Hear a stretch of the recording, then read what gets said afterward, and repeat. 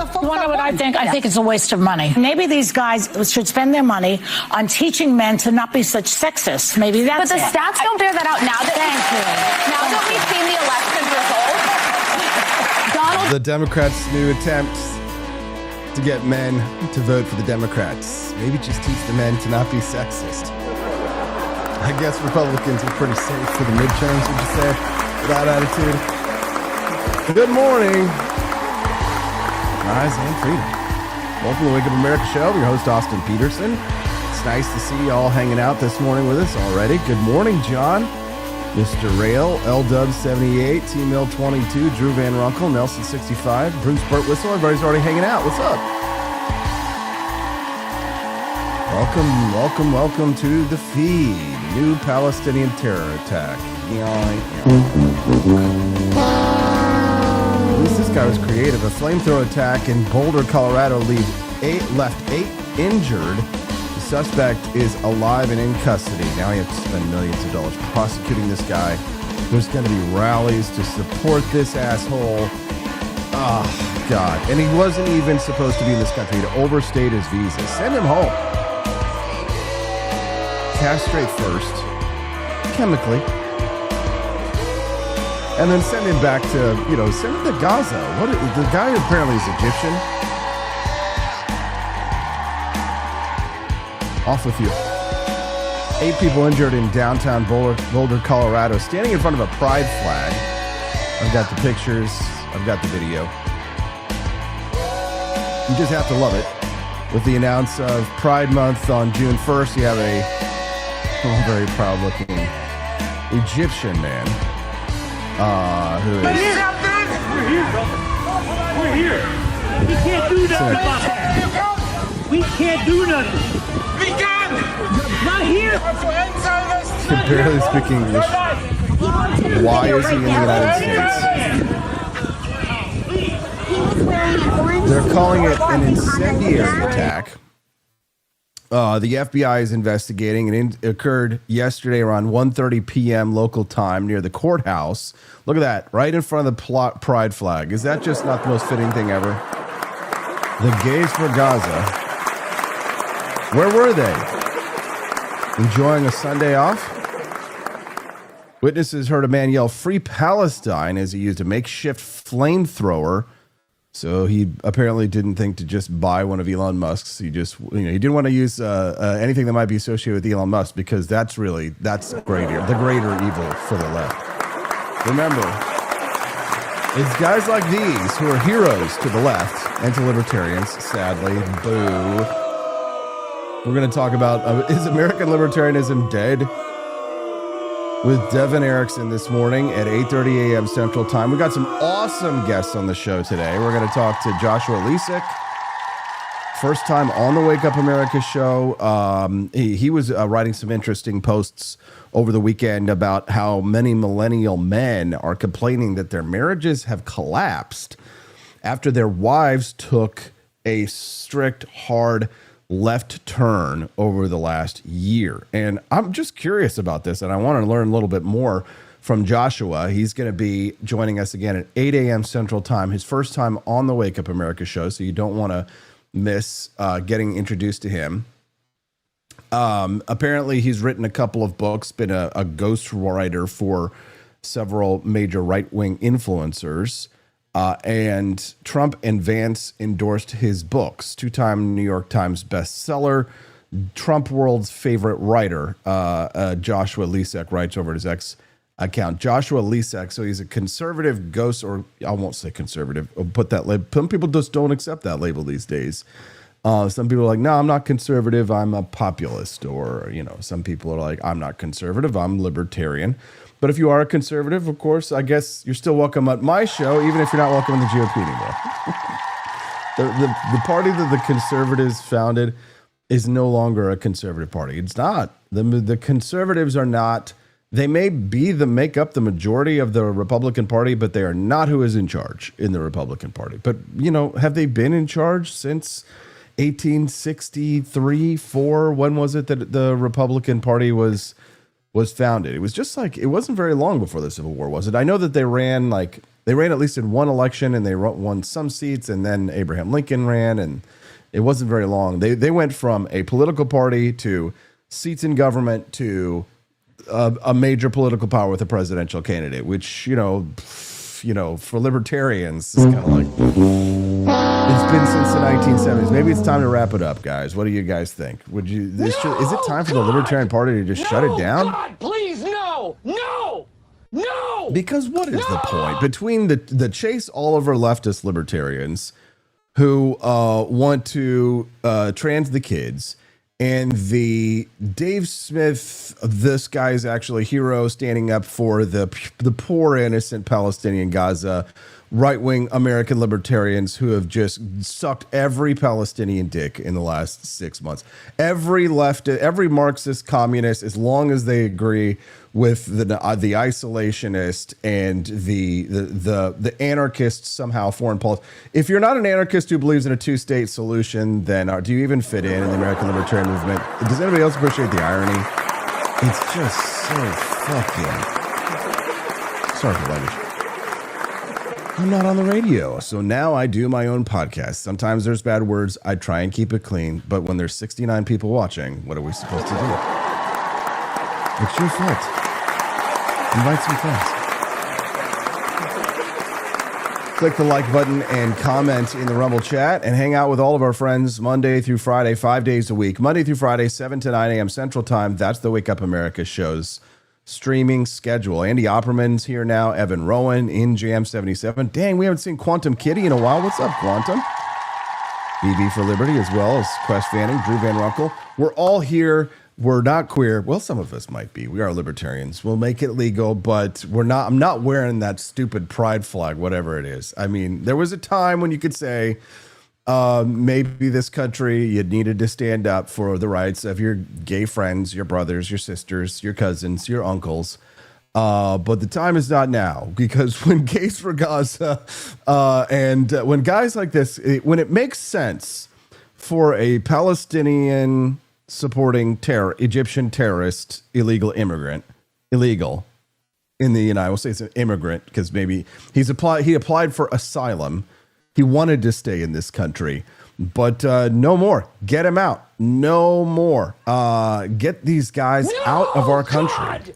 No, God, please, no. Why does it make perfect sense? Why is it a perfect juxtaposition to see the pride flag, the ugliest thing I've ever seen? You know that no gay man may design that flag because that flag is ugly as sin.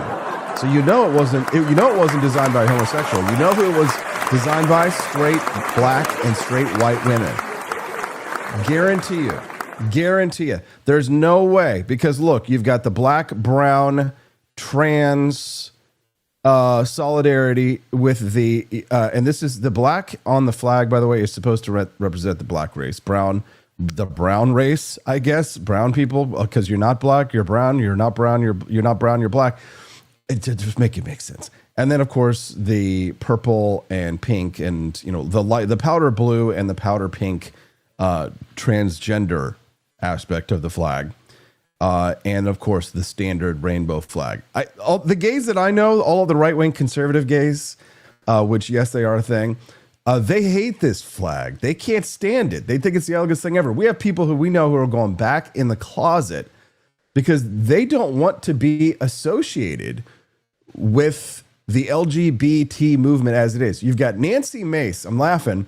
You got Nancy Mace, who was posting yesterday about how it needs to be LGB, drop the T.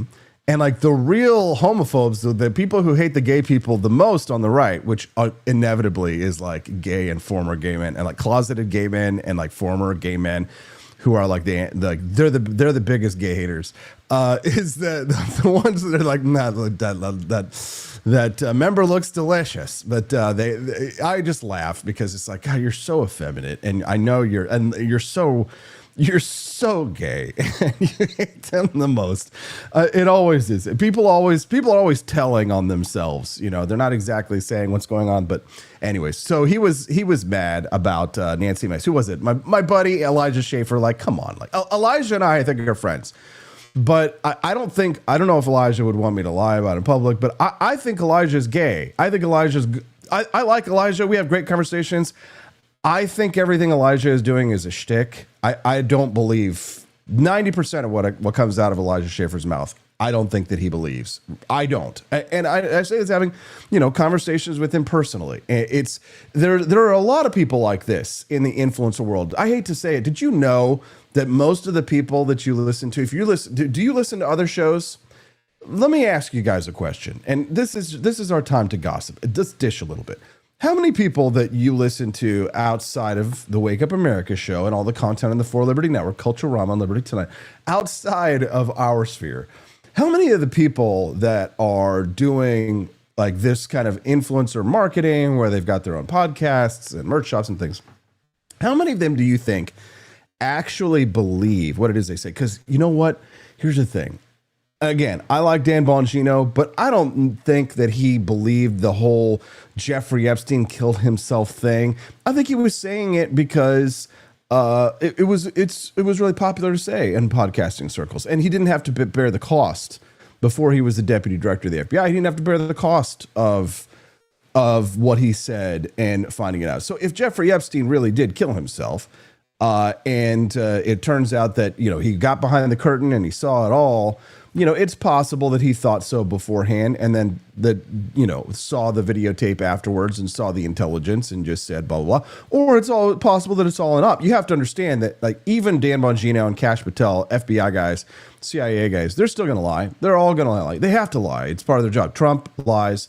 They all lie. They have the government, everything the state says is a lie and everything it has, it is still because it's still the government. Even when it's our guys, it's still the government.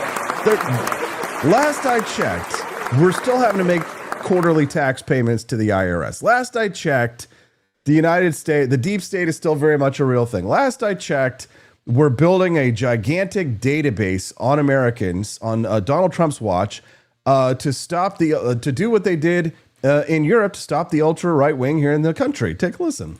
Look, we built PG, which single-handedly stopped the rise of the far right in Europe. We built Foundry, which was used to distribute the COVID vaccine and saved millions of lives globally. We built what we call multi-constellation, and what's often called the digital kill chain. And they're category-defining products. So when you deliver President Donald Trump, what's going on here? This is Alex Karp. He's the CEO of, get that stupid notification out of my way.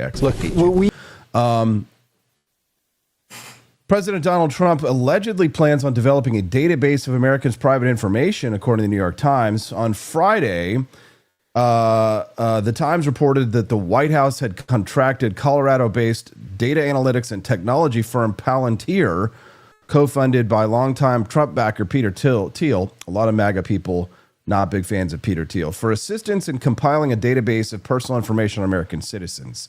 Citing unnamed government officials and Palantir employees, the newspaper said the company had been in talks with various government agencies regarding the project, including the Social Security Agency.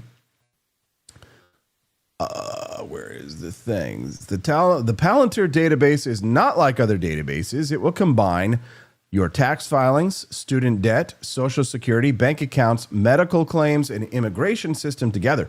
No previous database system has ever centralized this much personal information across various federal agencies. Palantir has partnered with the U.S. government in the past, but the reported expansion of its work with the Trump administration is raising concerns that this could be the precursor to surveillance of Americans on a mass scale.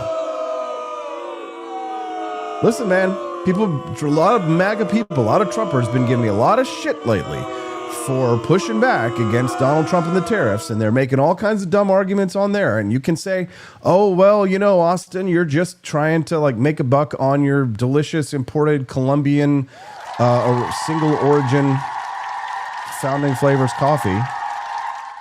And I absolutely am, and I have every goddamn right to stand up for my own rights in this country. It's a free America to be able to transact and do business.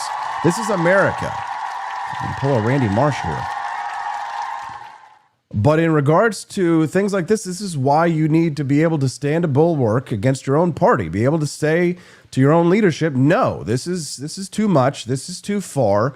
And it's time for us to start to push back. This could be the beginning of a social credit system in the United States. Yeah, boo. And you know how it's going to come? It's like, it reminds me of that quote. What was it? Alistair Sinclair, somebody says, if fascism ever comes to America, it'll be wrapped in a flag and carrying the cross. It's kind of like that, where it's if authoritarianism comes to this country, if a mass surveillance, if a social credit score ever comes to America, it will be wrapped in MAGA and carrying the social credit system along with it. If the social credit system comes, they're going to package it as an immigration reform. This is how they're going to get people on board. They're going to say, if you oppose this mass surveillance of American citizens, is creating of a database. Why is it the gun owners? Why did we resist serialization of firearms? Why do we resist? Why is it that we resist things? Here's the thing. Do I resist the law? Do I want to resist the laws against suppressors because I want to go do some SEAL Team 6 Black Ops on my neighbor here with a suppressor and nobody's going to find out that it's AP that with the AR-15 who did it in the broom closet with the candelabra, Mr. Green? No.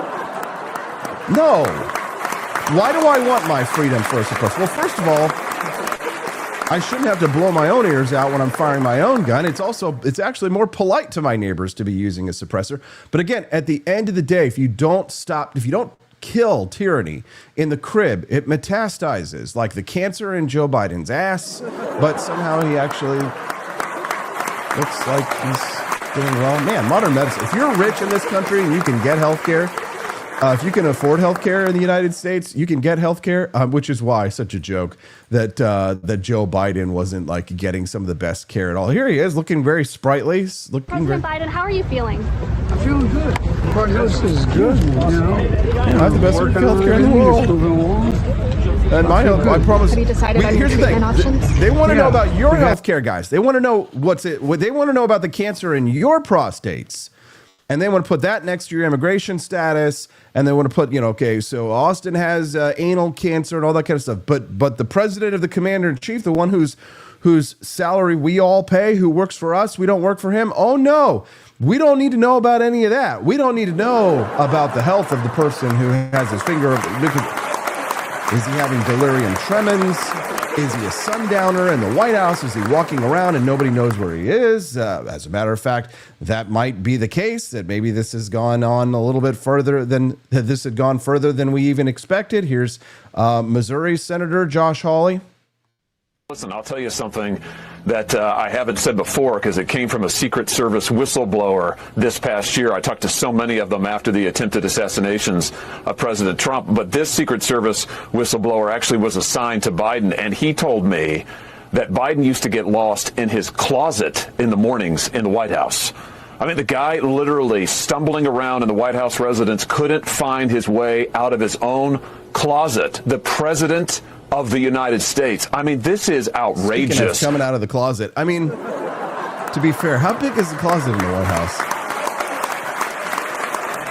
I had a strange dream. I was lost in a maze. How about you, Palestinian Polls? Click that like button. Welcome to the Wake Up America show. You know what I wanted to do today, guys? I want you guys to help me with this segment here, this part of the segment. I want you to help me to find which companies normally during Pride Month will go out and which companies will go. You get to see my my search history on my X account. Oh no, I doxed myself.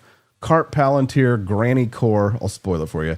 Magnum PI Fashion, Magnum PI, Democrats Men, and Glenn Greenwald.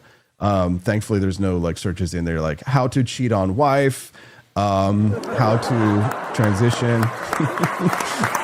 I'm not scrolling down over. Clear them all, Austin. Don't dox yourself.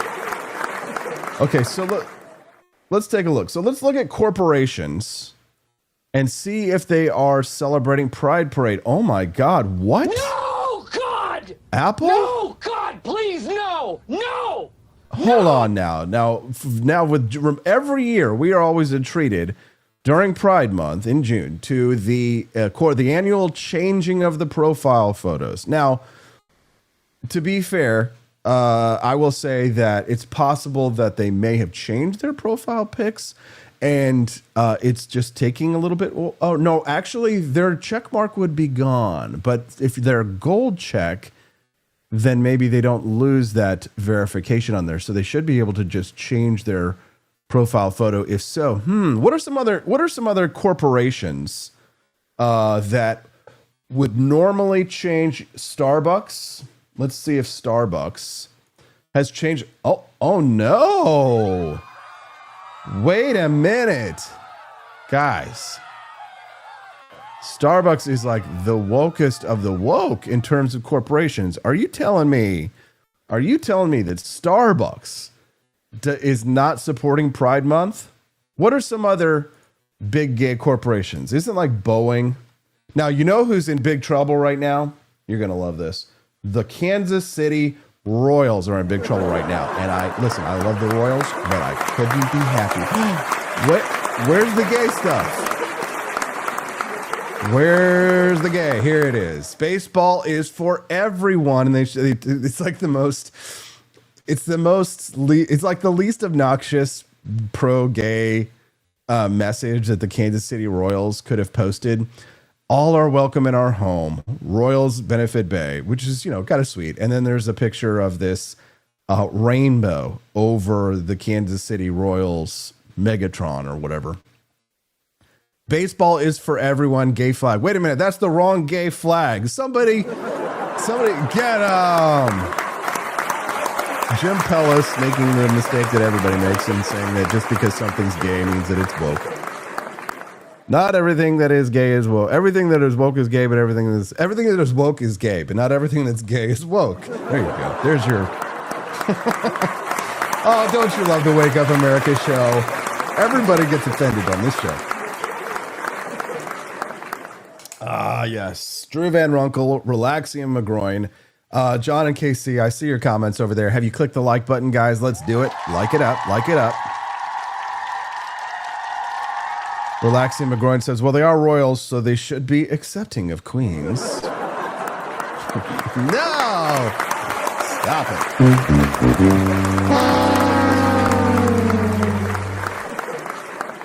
Baseball is for everyone. And here's the thing. I love the timing on this, because if you go to some of our, because they're actually going to have a special session here in Missouri. And the timing of this one might have actually gotten the Royals in trouble. Here's Nick Shore. He's like your typical, Christian conservative who's a super, super hard right winger. And, he's going to take the Christian conservative view on pretty much every issue. Defunding Sesame Street because they posted the pride flag with like the Disney. Like, what? Sesame Street's for kids. Why is it important for Sesame Street to talk about sexuality or bring up sexuality when we're talking about kids here? Like, you're not our parents. But that's the thing. Like, this is what the left sees PBS as like a replacement for the parents. They want Sesame Street to indoctrinate kids because it's not about learning anymore. It's about learning about the left-wing agenda, if you know what I'm saying, right? Nick Shore, so he says defund. Hold on, let's get over there. Nick's a buddy of mine, and he's a good follow. I'm not, he's got the Michael Knowles tweets. There we go. They're all bashing on Sesame Street. But here's the thing. Here's where the overlap is. If this is what it takes for them to not fund the Kansas City Royals, there's Dr. Bob Onderwing and another Christian conservative there. If this is what it takes for them to not fund the Kansas City Royals in this special session, you know what I say?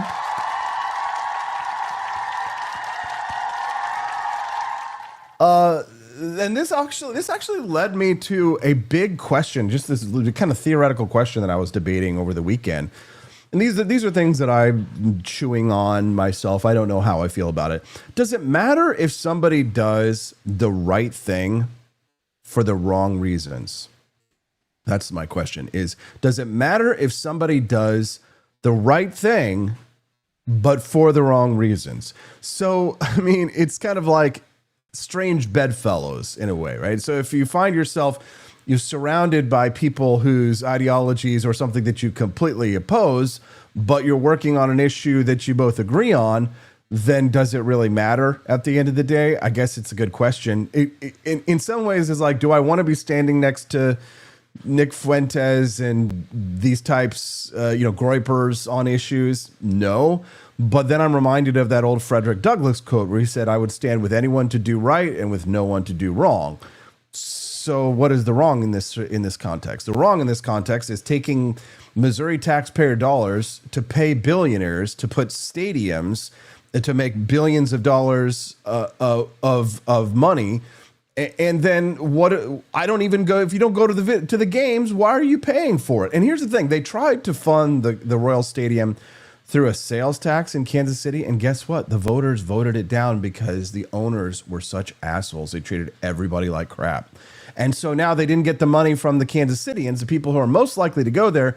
Now they want the rest of us. They want our money here in Missouri. They want our taxpayer dollars, and frankly, I think that it's disgusting and it's wrong. And these billionaires should not be getting tax breaks or protections from the Missouri government. We're talking about like billionaires here. We're talking about people with billions of dollars. Relaxing McGroin says to me, yes, I'm all about intent. He says, if somebody's doing the right thing for the wrong reasons, it does matter. It's a kind of a broad question anyway. I guess you'd have to circumstances and context are going to be important for a question like that. But I'd love to hear your thoughts. Did you know that you can send us a text at 573-319-1586? I say it out loud and I say it I repeat it because when people are listening to the audio version later, they don't get to see the phone line that is at the bottom of the screen. But what I always recommend to do, guys, is that you go to your phone and type it in and just save it under my name or the show's name or AP for Liberty or whatever it is that you want to do, rather mildly annoying guy who informs me about the news in the morning. Save that number so then you don't have to worry about it. You can always be like, I'm going to text AP, 573-319-1586. Like Glenn Beck told me to say it 3 times. That's 573-319-1586. We got a new sponsor. Hey, guys, guess what? It costs a lot of money to run this show. Rumble Rants are always appreciated, and certainly purchases at For Liberty Shop are absolutely welcomed. But the plain fact is that without sponsors, the Wake Up America show would have been gone a long time ago. And here we are running up on our 3-year anniversary. Let me tell you about this new app, which it sounds so simple and so straightforward that you might just think, what's the catch? The catch is that social media sometimes is not very social. Stephanie and I talk about this all the time. Social media, I think, is keeping us apart. It's silencing us. It's making some of our greatest cities cities of silence. People aren't going out and meeting one another like they used to. And I know that a lot of that had to do with COVID-19. But social media kind of functions nowadays more like a steam valve than as an actual place for connections, a place for us to complain and argue. And who doesn't love to complain and argue more than me? But it feels fake. Well, the Connector app is a map that is for all about social networking, and it's direct, it's straight up, it's built by libertarians. It's designed to help you level up your life by upgrading your peer groups. And I hear a lot from people in their 20s and 30s and 40s, their late 20s, all their 30s, all their 40s, about how to make friends. And I always say friendship is a habit. And then I always say you have to make habits and do things with your friends and but people are always like, how do we make friends? How do we get started? Well, now you can network intentionally, like the 1% do.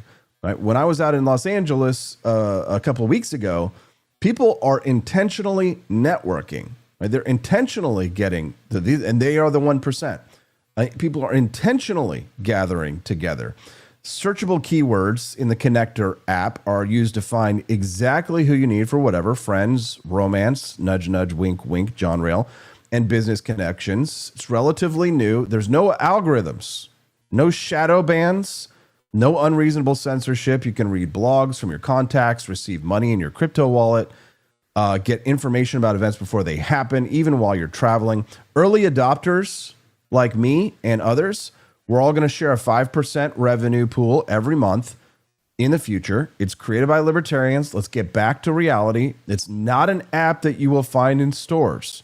you will have to go, because it's in the early phases, you'll have to go to connector.app in your browser to make a profile today. I've got my own. It's the Connector app. You can find your kind on a map, straightforward. Go to connector.app. As you can see right here, the Connector app I've got pulled up, and you can search for people, again, with your interests, like scuba diving, for example. I've been thinking about making more scuba diving friends, trying to make more buddies, because I've got a small group of friends, and we love to scuba dive together.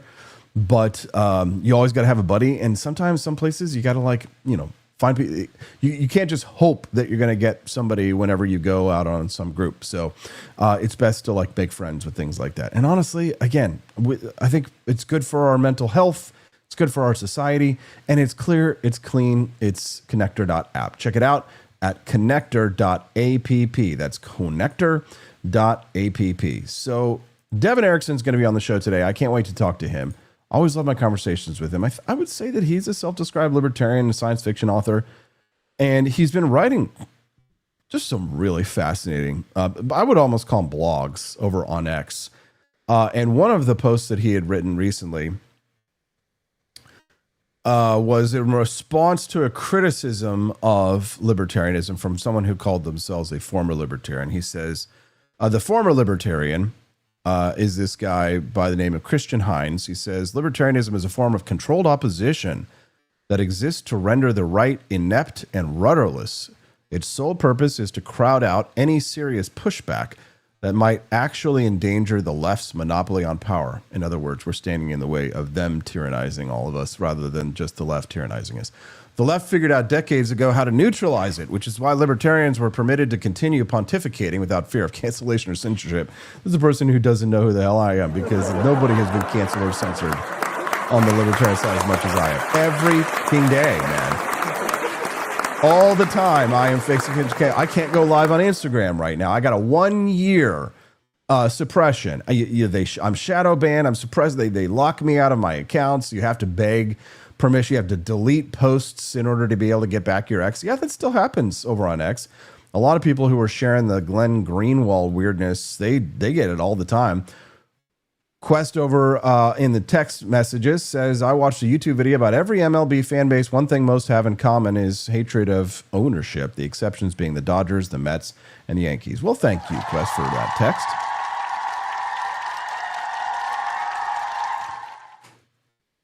So Devin Erickson, he reposted an answer to this, and it's about a page long. Let's see, do I have time to read it? Yeah, because I'm not going to have time to read it before he comes on, because we are going to have Joshua Lisek first and then Devin Erickson coming up on the show. We've got two great guests. So Joshua is going to be first. He's going to be talking about millennial men who said that their marriages have fallen apart in the last year.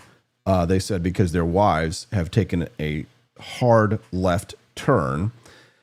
And then we're going to go from there. We're going to talk about that with Joshua, and then we're going to take a hard right turn, and we're going to speak to Devin Erickson about this post where he said libertarianism is the most successful political philosophy, proven to generate the most wealth, the most technological progress, the most human thriving. There is no need to explain why. It's empirically obvious from the history of the West, whether we can explain it or not. Stopping making that face. Relax, I see it. I understand your point. Libertarian arguments are being weaponized against Western civilization by crypto-Marxists and degenerate hedonistic freaks. You'd have to be a villain or an idiot not to admit that, just as you'd have to be a villain or an idiot to not to admit that it was libertarian principles that freed the West to rise to greatness. So what's going on here? How could libertarianism be so good for so long, then suddenly become bad? Answer, it didn't. There's a simple and universal principle in play here. No society can be greater than its people. Libertarianism doesn't work if you have a significant percentage of morons, thugs, and grifters. It doesn't work if you don't have a common culture and a sense of shared identity and purpose. It doesn't work if your cultural values are antisocial or depraved. But the important thing to realize is neither does anything else.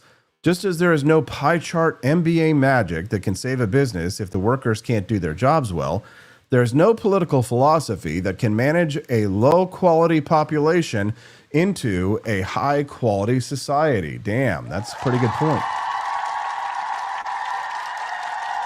We're not talking about the Libertarian Party here. We're talking about the ideology, talking about the ideas of liberty, the principles of liberty, and how they apply to a society.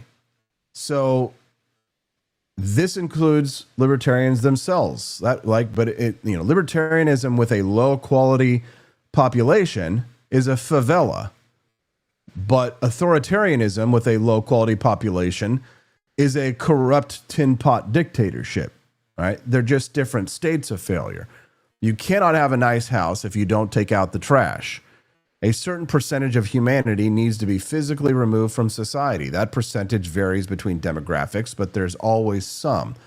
Once you do that, you don't need to govern very much. In fact, if you do govern more than a simple minimum, you just end up getting in the way of pro-social people who know what they're doing, and technological progress and wealth creation slow down. Better to leave them alone.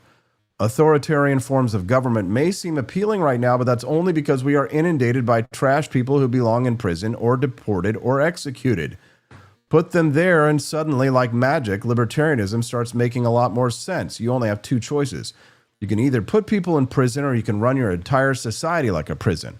The appeal of the latter is solely from our lack of the moral courage to do the former. Damn. See, when I read things like that, I'm like, all right, I got to talk to Devin. I got to hear more about that, have him go into more detail. It's going to be a great conversation. And it's about 30, 40, 50. Yeah, so it's about 50 minutes from now that we'll hear from. If you wanted to skip ahead, if you're listening later, you can do so. If you're watching us live here on Rumble, there is no skipping ahead. This is live.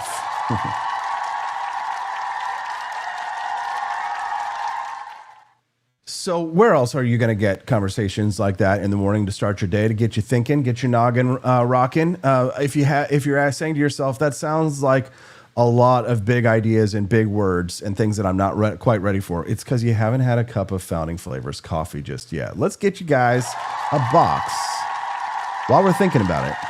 Let me cover my face.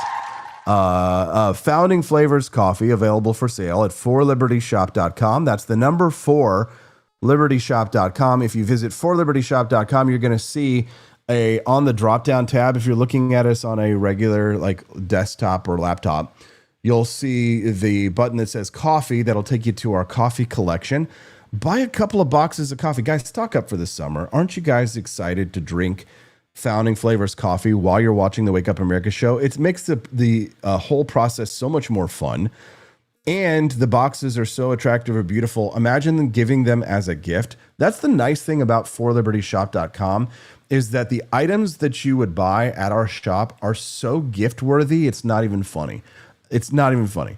Like if you go to forlibertyshop.com and buy 2 or 3 or 4 pairs of earrings, then you guys, you're gonna be well liked. Gifting is one of those things in our culture. Like if you want to be liked, gifting, being a good gifter is one of the ways to do it. It just is. If you're the type of person, and here's the thing, I know they're like, oh, it shouldn't matter, material possessions, blah blah blah.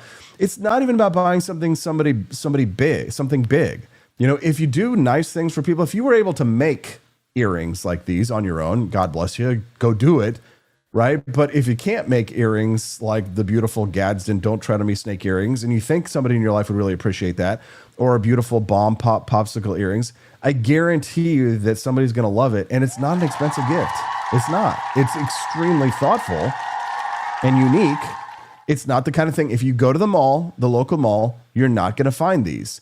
If you go to the mall or if you go to a jewelry store, you're not going to find Don't Tread on Me snake earrings. If you look at like 90% of all other Liberty stores online, you're not going to find Don't Tread on Me Gadsden snake earrings. You're going to find them at forlibertyshop.com. But if you did find them anywhere else, they're probably not going to be any less expensive. And even if they were, why would you want to pay $5 less or something to give your money to some corporation who hates you, doesn't like you, doesn't care about you, is just doing this for whatever, just doing it for the money? Why not support the Wake Up America show and the For Liberty Network and our Freedom Family so that you can have more Freedom Family Fridays and more fun?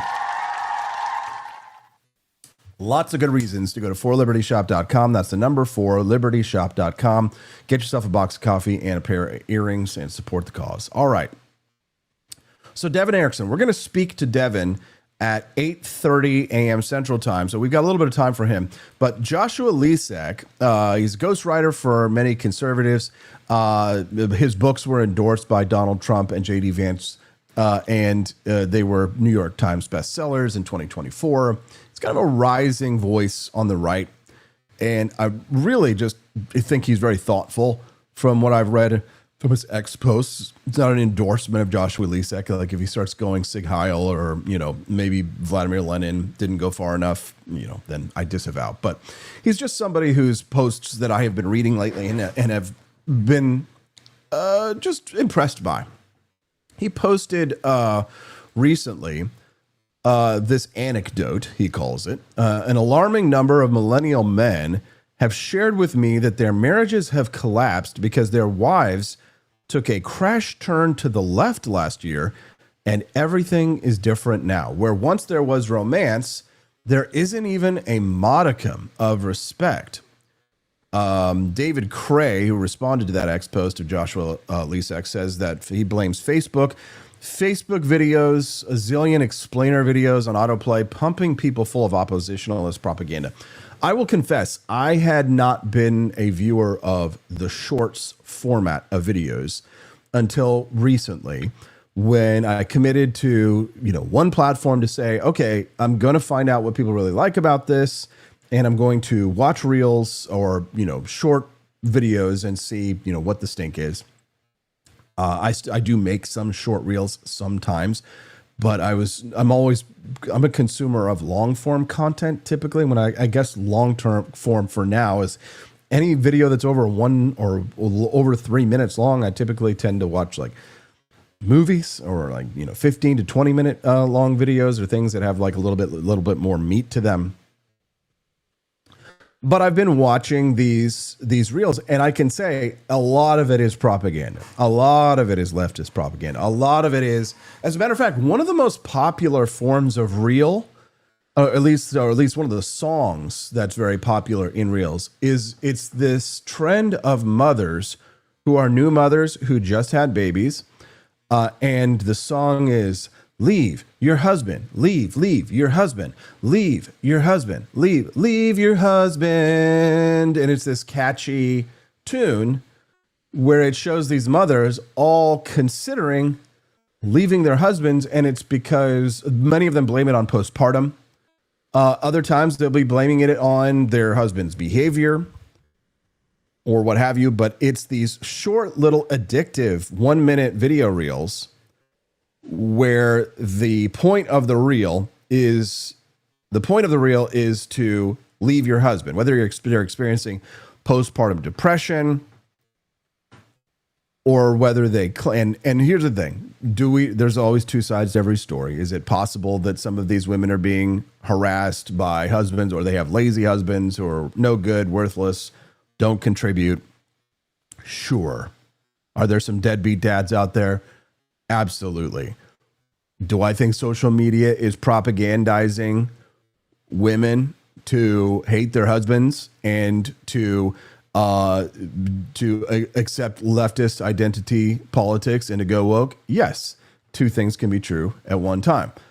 So Joshua Lisek is pulling all these anecdotes, not antidotes, but anecdotes, is pulling all of these anecdotes from millennial men who are saying that their marriages have collapsed over politics, many of them.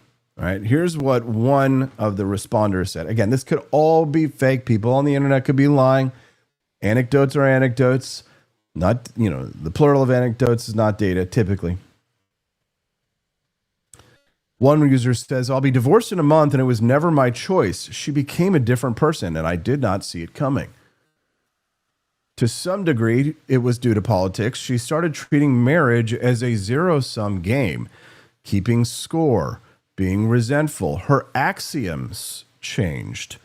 I didn't realize it for what it was. He woke up on Father's Day 2024, and she told me she had gone to a lawyer, blindsided. She was gone within 2 weeks. Can you imagine having your entire life uprooted in just 2 weeks? That you're going to start to feel odd. anyone who's ever been in a relationship that ultimately did fail knows the signs.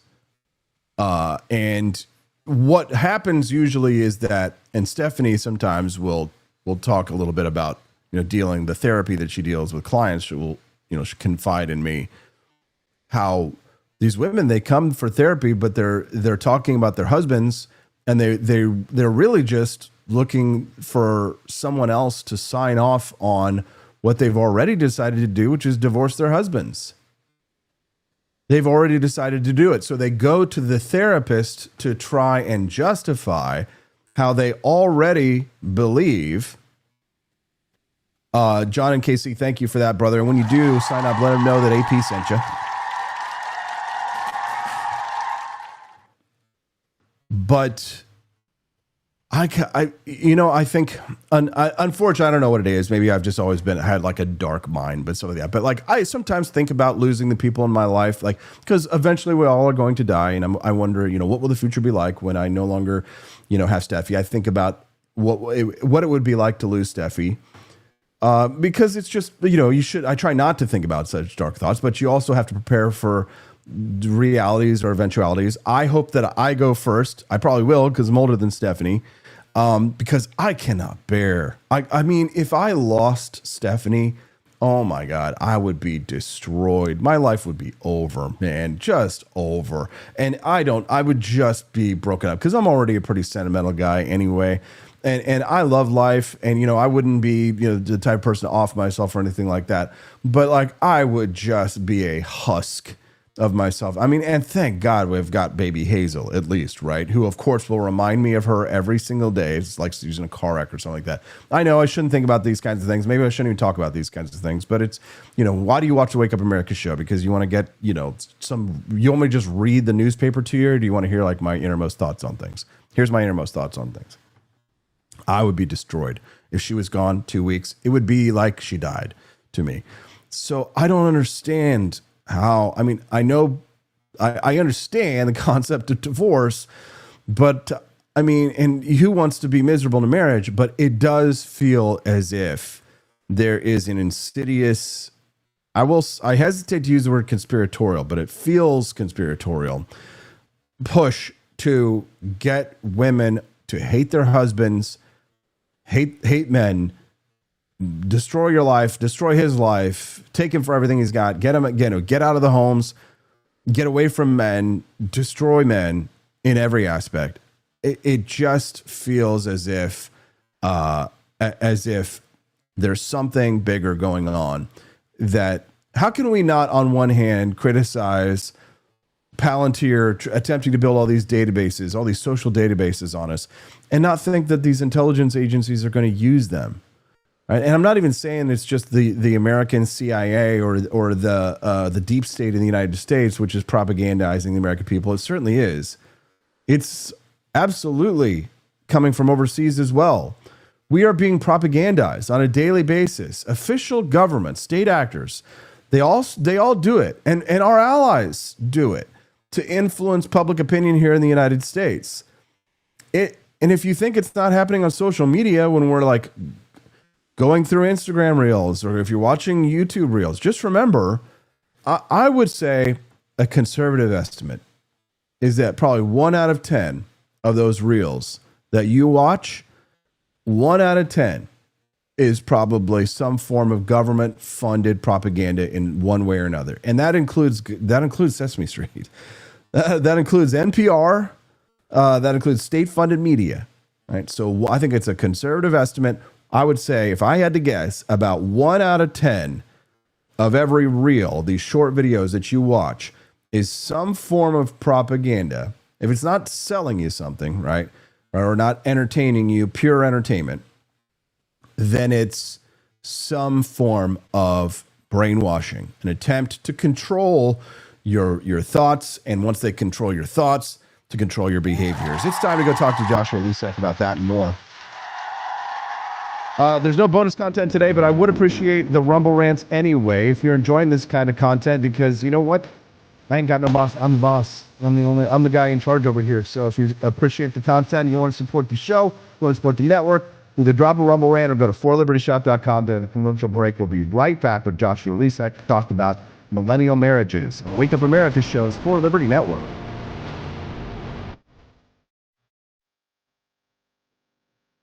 When the Founding Fathers dreamed of liberty, they forgot one thing: coffee.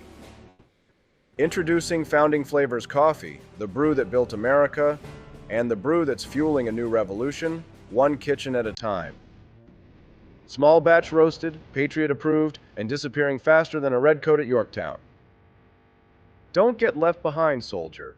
Real patriots are starting their mornings with Founding Flavors. And trust us, freedom tastes better with a fresh cup in your hand.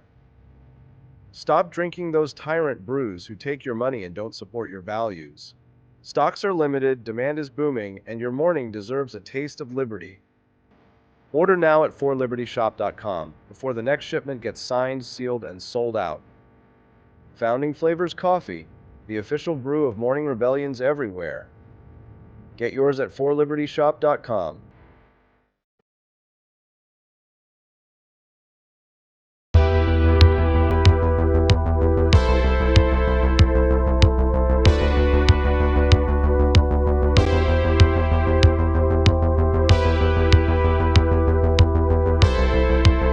Are you tired of the strange radioactive effects of leftist culture? Do you ever wonder what happened to good old-fashioned American values? Well, fear no more, because there's a new force fighting back against the cultural rot of today. Introducing Culturama, a right-of-center talk show that's taking back the future today. Hosted by none other than blonde bombshell herself, Daniela Pensack. She's not just talking, she's taking culture back. With sharp takes, brilliant guests, and a few surprises along the way. Tune in to the live video podcast twice a week, because the future doesn't have to be weird. It can be Culturama.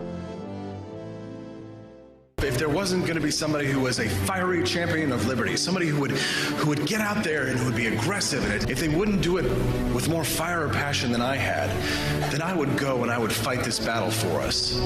I've fought for the principles that we all share. Parties tend to be secondary to me. We're here because we believe in the principles of liberty. I am not a perfect messenger, but I think I'm a damn good one. This is a replica of our first president's flintlock pistol. You have my full support, my respect, and my gun.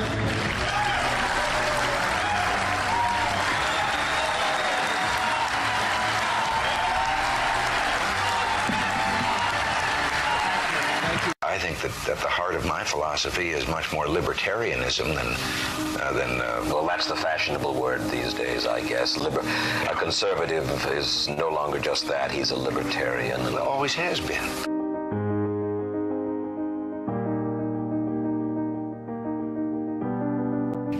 Yet any time you and I question the schemes of the do-gooders, we're denounced as being against their humanitarian goals. They say we're always against things, we're never for anything.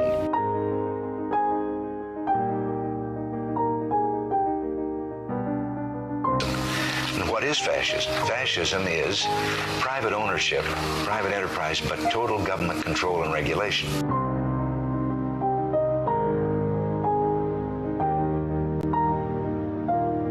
Well, the trouble with our liberal friends is not that they're ignorant. It's just that they know so much that isn't so.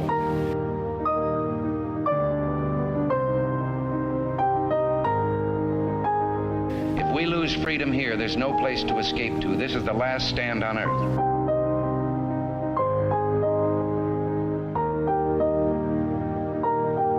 This is the issue of this election. Whether we believe in our capacity for self-government or whether we abandon the American Revolution and confess that a little intellectual elite in a far distant capital can plan our lives for us better than we can plan them ourselves.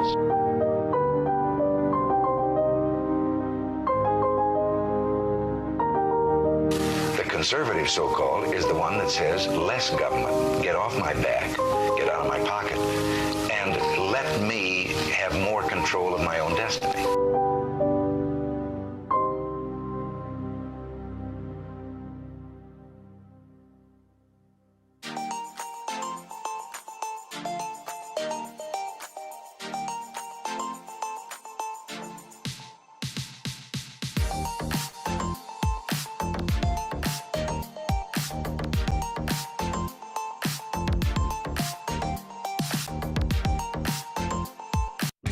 Do you hate the deep state?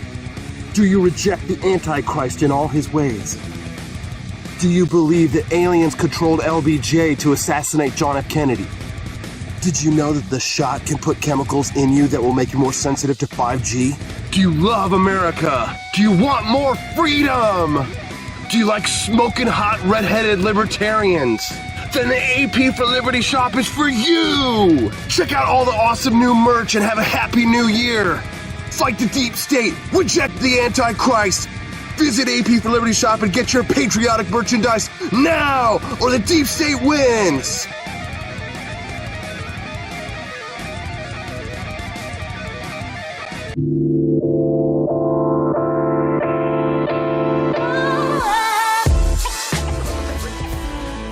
Welcome back to the Wake Up America show. Thanks for sticking around for the commercial break. We appreciate you guys clicking the like button.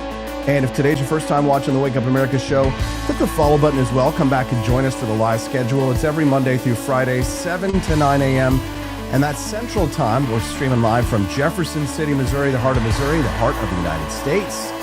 If you're a fellow America lover, then make sure that you come back and join us every 5 days, all 5 days, Monday through Friday. Fridays are the most fun. Obviously, it's Friday. But that's when I bring my smoking hot, sweetheart, redheaded libertarian wife, Stephanie, on the show. We talk about marriage stuff, which is perfect segue for my next guest. His name's Joshua Lysek. He's known as the Ghost Writer over on X, Trump World's favorite writer, a ghostwriter for several conservative books, 2 of which hit the New York Times bestsellers. He posted an anecdote on X over the last weekend. Said an alarming number of millennial men have shared with me that their marriages have collapsed because their wives took a crash turn to the left last year, and everything is different now. Where once there was romance, there isn't even a modicum of respect. I got 1.1 million views. Everybody's talking about it. Must be where there's smoke, there's fire. Joining us live right now, Joshua Lysek. Good morning, Joshua. Thanks for joining us. Good morning, Austin.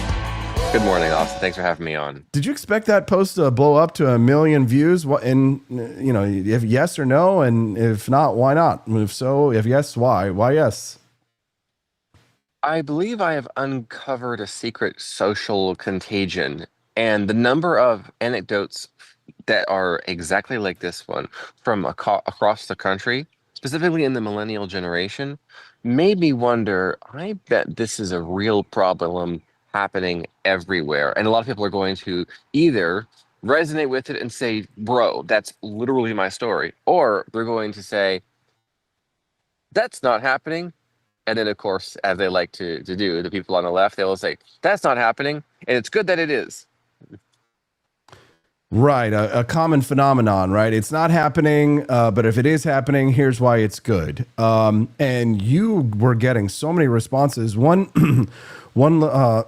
X poster said that my millennial daughter, who was raised in church, suddenly stopped believing in God. She was raised with conservative values, and after college, she changed. I don't think her husband is religious either, though.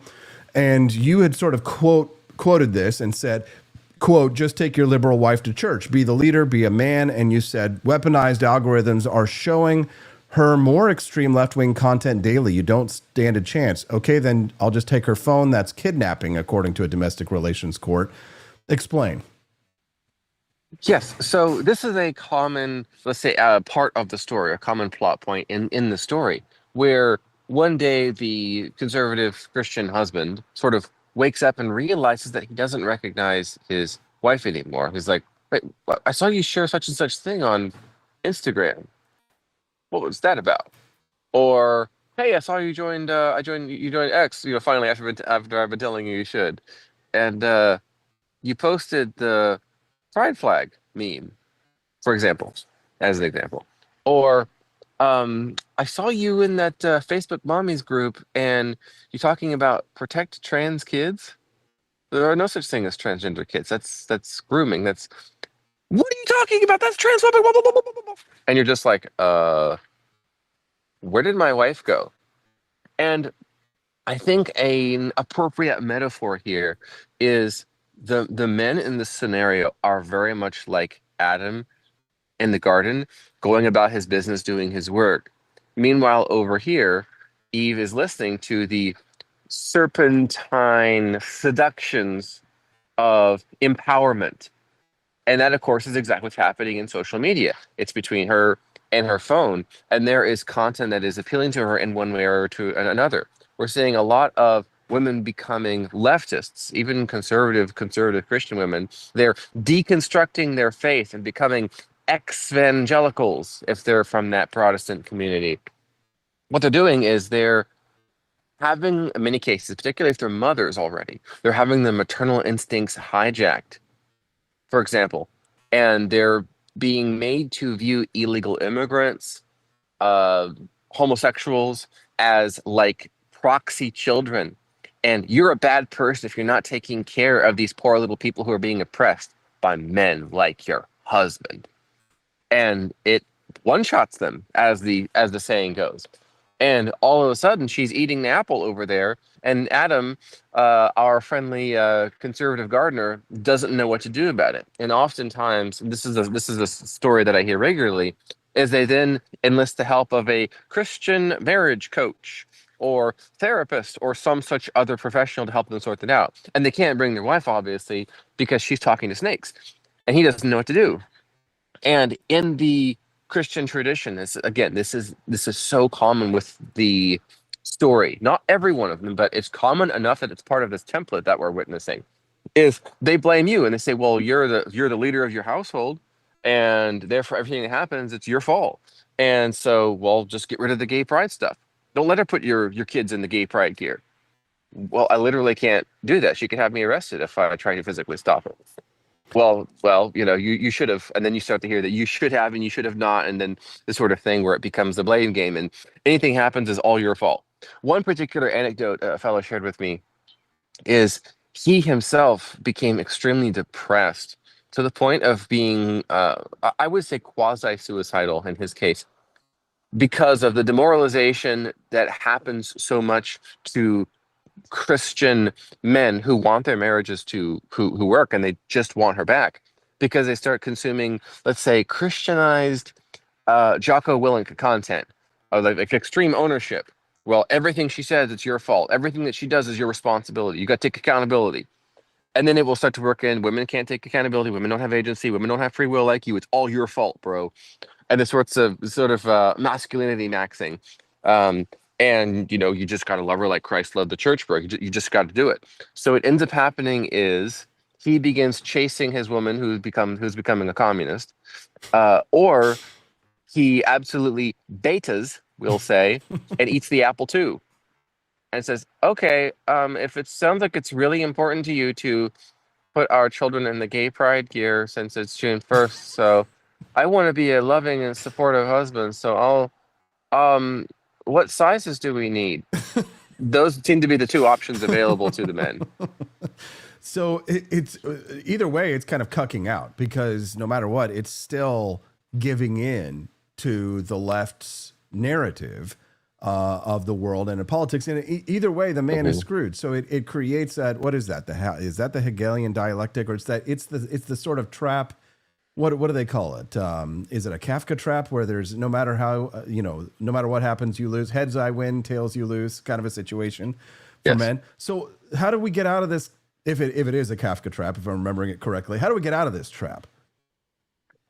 The solution I've only heard work a couple of times, because it's only been used a couple of times. But the few anecdotes that I have, I would say it has the highest success rate. But first, the lowest success rate for this is to try to make it work and like go to therapy and like work on yourself, man, and get the masculinity coach and do all these things that it's like, well, I'm improving myself.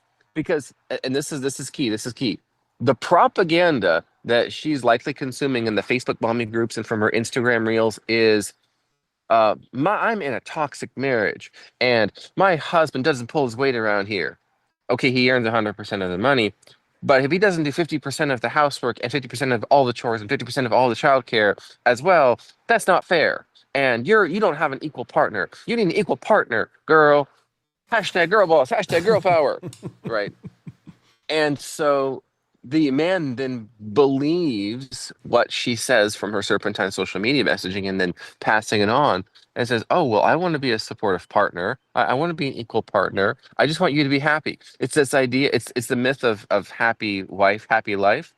Gentlemen, we need to flip that. We need to say happy life, happy wife. And instead of, well, what does she want? Give her what she wants. Because remember, it's not you and her. It's you and her and the snakes that she's listening to, talking to her on her social media. And the snakes are they're multiplying and they're becoming more extreme because that's how algorithms work. Whatever she's consuming, she's going to get more of that. Same in your case. I think this is why a lot of conservative, libertarian, Christian, populist types are particularly men are becoming more based as time goes on. Is you see more truth, and as you observe truth, you begin to see more of it. It's like you're trusted with more of it. So the opposite's happening with a lot of women and the algorithms. Ultimately, the only thing that I'm seeing work again is not this. I'm just going to fix myself. I'm just going to make her happy. I'm just going to do whatever. And it's happened in I would say fewer than a dozen cases that I've seen. It's not 100% successful, but the odds are about 50-50 in what I'm seeing. And it goes like this. Honey, that's not how we do things in this household. Okay, that's fine. You're free to go. Wait, what? You're free to go. Yeah, that's fine. You can go. You can go. That's fine. I have a lawyer. See this paperwork here? I already filled it out. Here you go. Here you go. Just got to put your name in here. Just got to sign. What? That is what works. Not this, oh, I gotta make it work, bro. I gotta love her like Christ loved the church. I gotta serve her and make her happy and blah, blah, blah. That's one of the verses that's often used to guilt men into becoming a communist as well, or allowing the wife to become a communist, is to just love her like Jesus loved the church. That verse is used. But the one success is, okay, that's fine. You can leave at any time. We're not doing the gay pride stuff in this household. You can't tell me what to do. Oh, okay, then you can go do the gay pride thing in your own household. And it's the willingness to absolutely end the relationship there. Think about what Adam ought to have done in the garden. Should he have eaten the fruit as well? Probably not. What would have been the righteous I don't noble know thing how to do? how this all would have worked if he didn't, because once she was was it gonna make like another woman or something like that? I don't know. God works in mysterious ways, but I maybe the metaphor only works so far, but it is a good metaphor. I'm speaking to Joshua Lysick this morning, and we're so grateful to have him joining us here on the Wake Up America show. We do have one listener over in the chat, Maria Edenbo. She's a regular listener. She says, I remember because of my revived faith, explaining to my husband that I'm supposed to be obedient to him. So maybe whatever Maria has got going on is the way to go. I'm not sure which revived faith it was, but some people are finding through Christianity, they are finding stronger relationships and stronger marriages. I don't see that as the majority, though, Josh. I think that most of the situations that I'm seeing in terms of marriages, and maybe it's just what I see on my feeds, or perhaps what I'm following, the algorithms are serving up to me. What I'm seeing is what you have identified here. Well, as a matter of fact, one of the more popular Instagram reels that I will see is this song that says leave your husband, leave your husband. And it's talking about women who are experiencing postpartum. And they're sort of like, all of these women are gathering together about how after they have a child, how for whatever reason, they're blaming their hormones, that they all hate their husbands and they all want to leave their husbands. Now, maybe there is some sort of postmenopausal feeling or something like that. Hormones can do strange things to our psychology. But there absolutely is a social psychological attempt on behalf of many of these women's groups to sort of indoctrinate women into these left-wing views and to get these women to hate their husbands. I imagine you're seeing this too. Absolutely, yes. And that's the reason why the bluff calling has the highest odds of working, is because in most of these situations, that makes the propaganda melt away very quickly. And the woman realizes, oh, wait a second. He's not nearly as bad as I thought he was. In fact, I am literally living the perfect dream life here he provided for us. And here he is packing my bags for me, with a casual look on his face, like it's okay. I'm not going to keep you here. You don't have to live in this household if you don't want to, or you want the house. That's okay too. I'll go get my place across town. That's fine. And that nonchalant attitude about it versus that obsessive, I have to make this work. It's my fault if it doesn't. The let her go, bro technique works because it calls the bluff and she realizes what, in fact, she is losing out on. Some women are really too far gone and they have more loyalty to their tribe of leftists, of socialists, of we call them gay race communists. Some women have more loyalty to that tribe, and that is something that men need to grapple with because our ancient, let's say, environment, our ancient social environment was women together with other women and the elders of the community while the men were hunting, and they were all gathering together. And so her survival most of the time depended not on pleasing her husband who was out hunting, but pleasing her tribe who was helping process the meat and do the tanning and do the gathering and so on and so forth. And if someone didn't like her, they could just slip her a poisonous berry and no one would ever know. No one would ever know. So her loyalty to the tribe comes first. That's why it's so important for husbands who are aware of this to bring their wife into a social circle and vice versa that share the values. Because if push comes to shove, she's going to choose her tribe. She's not going to choose you. And this is the harshest, most painful lesson that I am imparting to the men in my DMs and who are emailing me and reaching out to me and in the replies, that if she chooses the tribe, it's probably not your fault, but it may be too late. It may be too late. There's things you need to do next time, but you do not need to have any anger. You don't need to have any resentment towards her. You can let it go. And the more accepting you are of that, wow, she's over there, she's talking to that snake and she's eating the fruit.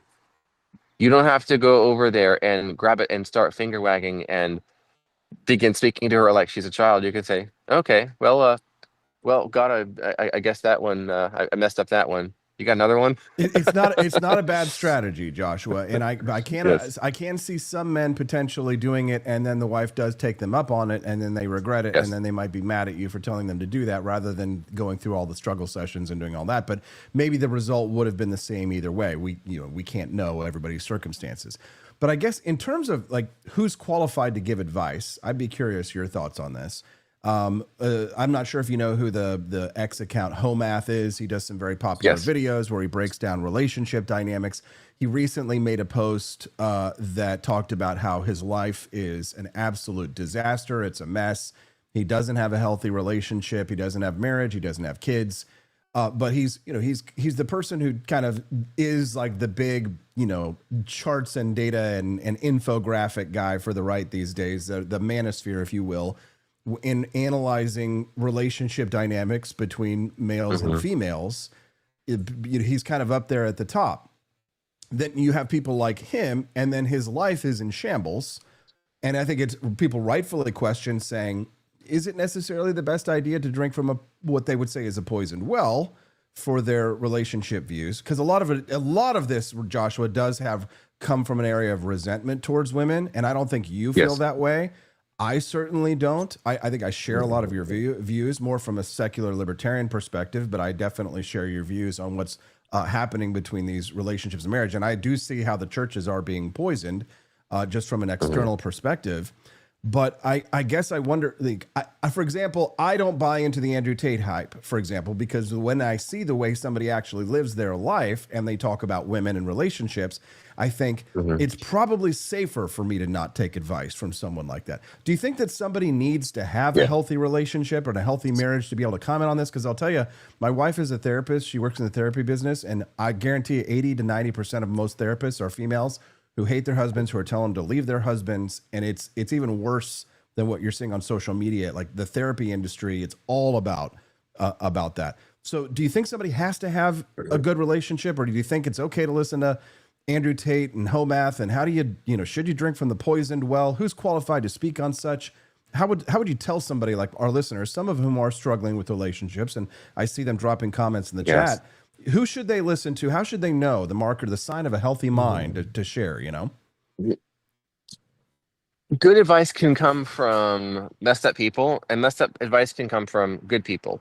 sometimes those who have the, let's say, curse of high IQ are unable to live a normal life with normal people. And so their personal life is bizarre. If we look at all of the greatest, let's say, inventors of the last 400 years, then we go look at their home life.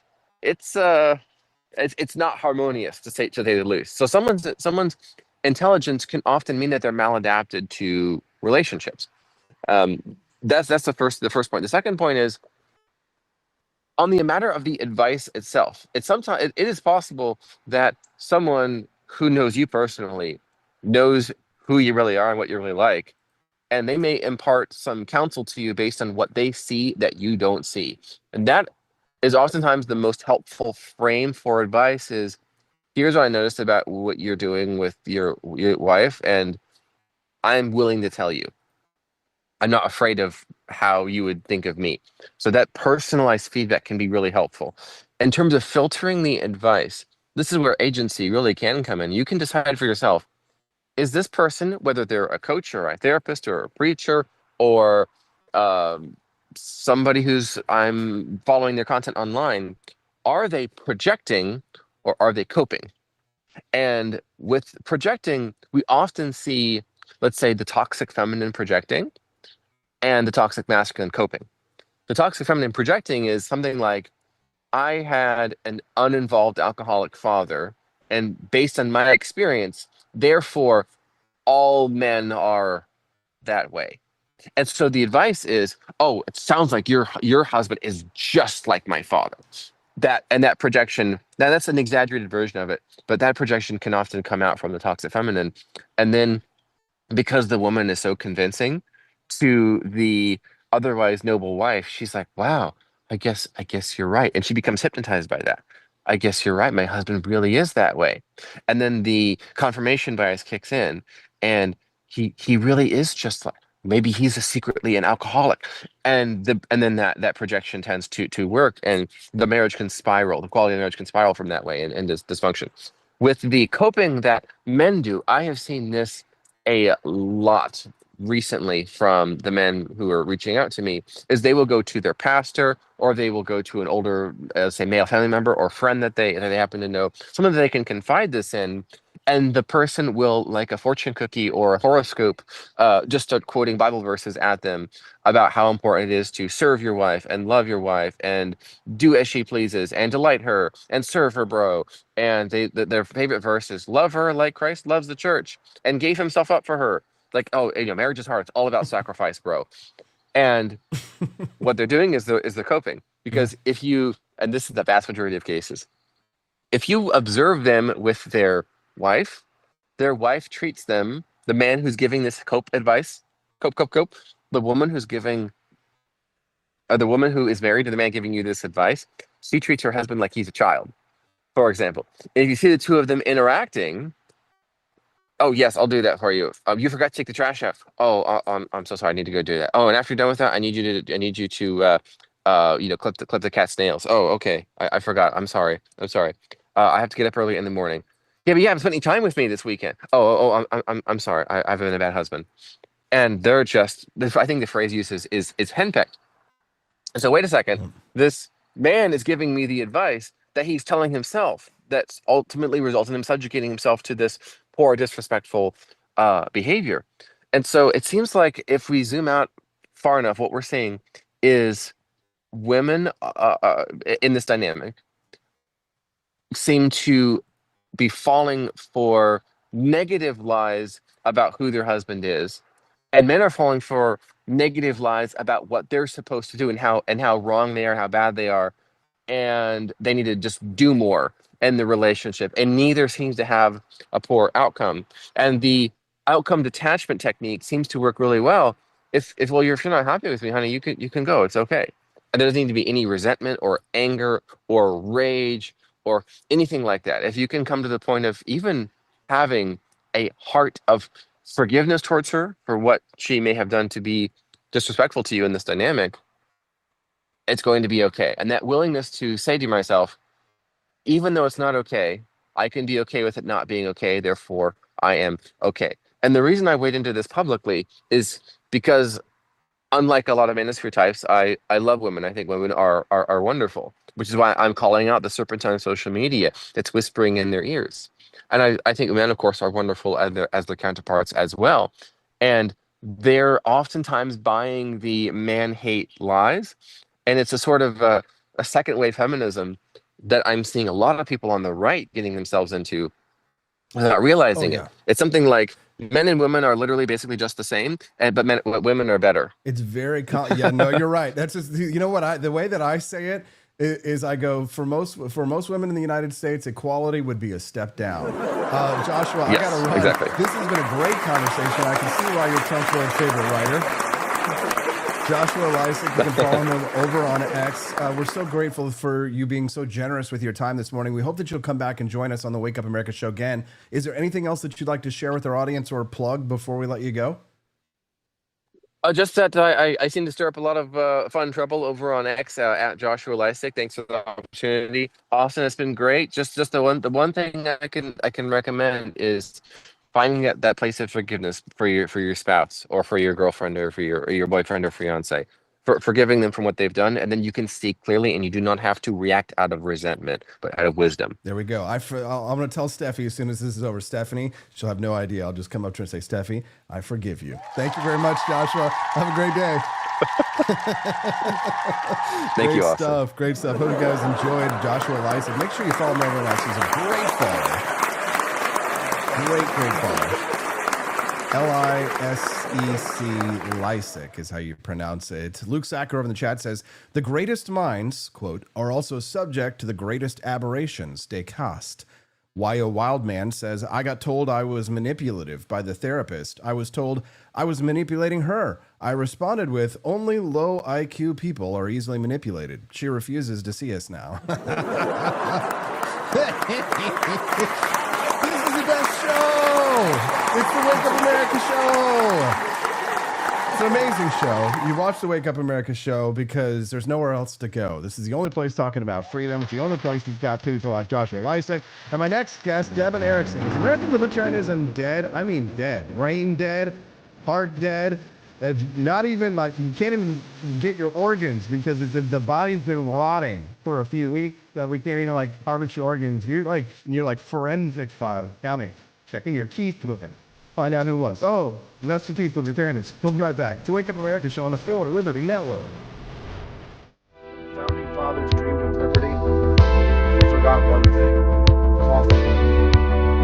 Introducing Founding Flavors Coffee, the brew that built America and the brew that's fueling a new revolution, one kitchen at a time. Are you tired of the strange small batch roasted, radioactive Patriot effects approved, of and disappearing culture? faster than a red coat at Do you ever wonder Yorktown? what happened to good old-fashioned Don't get left behind, American soldier. values? Real patriots fear are starting no their more, mornings because there's with a Founding new Flavors. force fighting And back trust against us, the cultural freedom rot tastes of better today. with a fresh cup in your hand. Introducing Culturama. Stop drinking those tyrant a brews right-of-center who talk take your show money that's and don't taking support back your the values. future today. Stocks are limited, Hosted demand by is none booming, other than and your morning deserves bombshell a taste herself, of liberty. Daniela Pensac. Order now She's at not just talking, forlibertyshop.com she's before the taking next culture shipment back gets signed, with sharp sealed, and takes, sold brilliant out. guests, and a few Founding surprises Flavors along Coffee, the way. Tune the in to the official brew live of video morning rebellions podcast everywhere. twice a week, because the future yours doesn't at have to be weird. forlibertyshop.com. It can be culture.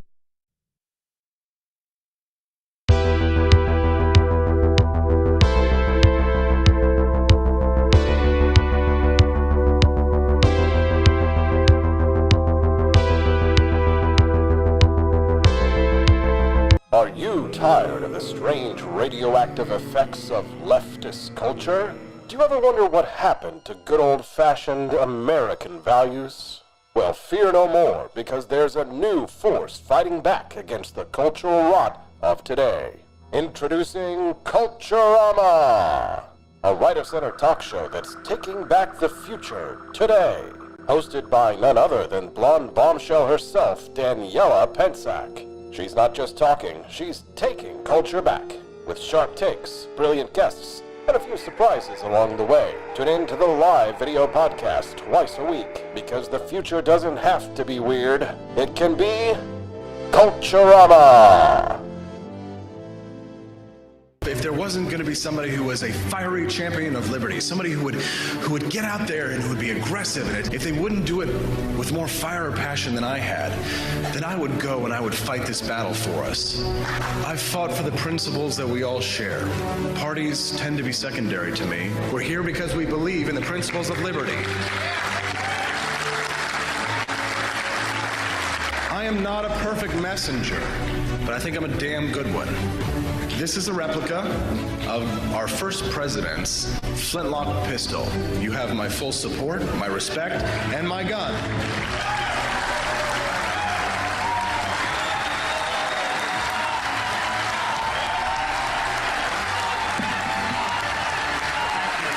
I think that the heart of my philosophy is much more libertarianism than well, that's the fashionable word these days, I guess. A conservative is no longer just that. He's a libertarian and always has been.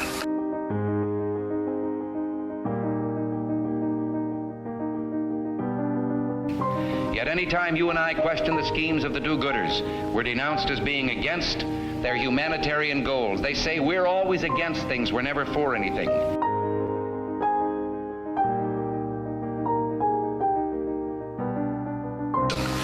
What is fascism? Fascism is private ownership, private enterprise, but total government control and regulation.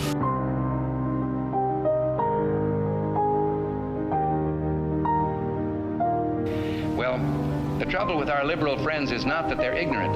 It's just that they know so much that isn't so.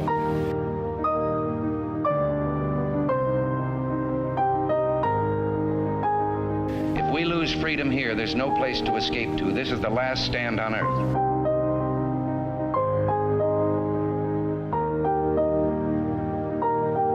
This is the issue of this election. Whether we believe in our capacity for self-government or whether we abandon the American Revolution and confess that a little intellectual elite in a far distant capital can plan our lives for us better than we can plan them ourselves.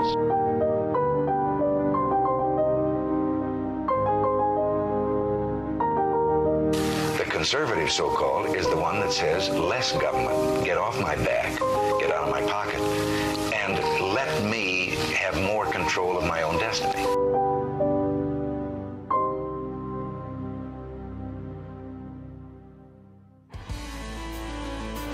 Good morning, Rise and Freedom. I'm Austin Peterson. You're watching and listening to the Wake Up America show on the 4 Liberty Network, now streaming in full high definition while we're live. So if you're watching this over on Rumble or on YouTube and it looks a little bit grainy, that's your fault. Click that button down at the very bottom. I think on YouTube it has a little gear icon, but on Rumble as well, there's a button that you should click down at the bottom. It asks you what size screen you would like to watch it in. Watch it in full HD, 1920 by 1080. We finally have fiber. We live out in the boonies. This is a big deal for people like us, you realize. When you live way out here and you can actually get fast internet speeds, it's just life-changing. Now we can own and operate a full production company and a business out here. I mean, times is hard, but it's a beautiful life living in America. And one of the things about America that I think people really don't appreciate enough is how liberty allows us to live these kinds of lifestyles. Economic freedom. The ability to run a merch shop and to sell these boxes of coffee you see before me. Well, guess what? Those things come from international trade, Mr. King of Tariffs. Sorry. But I adhere to the ideas of economic liberty these days. It may not be that popular, openly so. Republicans used to say, we're believing in economic freedom. Then they vote the other way. Now they say, we don't even believe in economic freedom anymore. We need total authoritarianism. It's quite common for me to hear even former libertarians posting things like this. Libertarianism is a form of controlled opposition, writes Christian Hines. It exists to render the right inept and rudderless. Its sole purpose is to crowd out any serious pushback that might actually endanger the left's monopoly on power. See, when I hear things like that, I think someone is saying, well, this is the libertarians are standing in my right to tyrannize people the same way the left does. Devin Erickson has a more nuanced approach, and he's an author and a regular guest on the Wake Up America show at this point, joining us live this morning, the author of Theft of Fire. Good morning, Devin. Welcome to the show. Well, thank you for having me on. Pleasure to be here. Yeah, glad to have you here. Always fascinated by your point of view on things. You wrote essentially a blog post responding to what Christian Hines had said, agreeing in some ways, disagreeing with others. Maybe you could just explain it in your own voice. Well, Christian's a good guy and he's a smart guy, but he's wrong here because this is a popular trend in criticizing libertarian thinking right now. And what it is it boils down to a form of surrender from the left. And basically the criticism is, oh, libertarianism doesn't work because we have this society full of garbage people who can't be allowed to be free because we've had the borders open for however many years. Okay, so you're just going to give up on that. So you're just going to, oh, okay, you can open the border, you can fill the whole country with the sweepings of the third world, the people who the third world doesn't even want. And then, oh, we need to be authoritarian because those people can't handle freedom. Well, of course there are people who can't handle freedom. Of course, some people are better than others. Nobody likes to say that, but everyone knows that. And, the people who wrote the Constitution, the people who founded the country, they knew this. They said things like, our form of government is only suitable for a moral, well-ordered, civilized people. It can do no other, or however that quote goes exactly. A moral and religious people, John Adams. Yeah. Some of them reference religion, some of them don't. There's a bunch of quotes like that. But, the thing is that you cannot make a silk purse out of a sow's ear. The quality of a society is never better than the quality of its people. So if you're saying, oh, we need to have authoritarianism because some people are dumb, well, you've given up. You've given up on the thing that made this nation great. You've given up on, okay, let's have a nation full of smart, upright, pro-social people, and let's get out of their way. That is the whole theory behind America. And we talk a lot about the political philosophy that led to America. But what we don't talk as much about is the fact that America was founded with a very high quality people. First of all, you had the British Empire. And the British Empire, were some of the best people on the planet in terms of competence and being pro-social. And you can speculate a lot about why that was so. And, they hanged the bottom 1% every generation, some people like to say. But, it was a very effective empire. It was full of people who had pro-social impulses. And then what you do is you take those people and you filter them further using the big blue wobbly thing between Britain and America. It's an ocean. It's hard to cross. It's dangerous to cross. There's a wilderness on the other side. So now you're filtering for people who can go there and survive and make a life for themselves. Well, they've got to be high IQ, they've got to be high agency, and they've got to get along with their neighbors. All of a sudden, you have a very high quality people. And what you do when you have a high quality people is you get the hell out of their way and let them get on with it because they're already going to build cool stuff. So America is not just freedom. It's, hey, let's get some good people and then let's not micromanage them. So, now you have conservatives essentially who should want to conserve these two things. They're instead surrendering. They're saying, oh, we give up on having a good population. Let's just micromanage everybody because we can't do anything about about the massive immigration, about all these stupid or antisocial people who can't handle freedom, who use any liberty they have to mess up things for everyone around them. You say, I want you to continue to expand on that, actually, if you don't mind. Sure. Because this was in your post. I think it's an important. You say libertarian arguments are being weaponized against Western civilization by crypto-Marxists and degenerate hedonistic freaks. Explain crypto-Marxists and explain degenerate hedonistic freaks. Well, have you ever noticed that there's a lot more libertarian think tanks than there are libertarian dollars to fund them? Yes. So what are these libertarian think tanks for? You know, the Cato Institute, Reason Magazine. They're not run by libertarians. They're run by people with money who want something. And the thing about libertarianism, the stumbling block that people have about it, is that you can construct a libertarian sounding argument for anything. Yeah. You know, if you want to go run around in the street and stab people, you can construct a libertarian sounding argument for the freedom to do whatever you want with your own knife.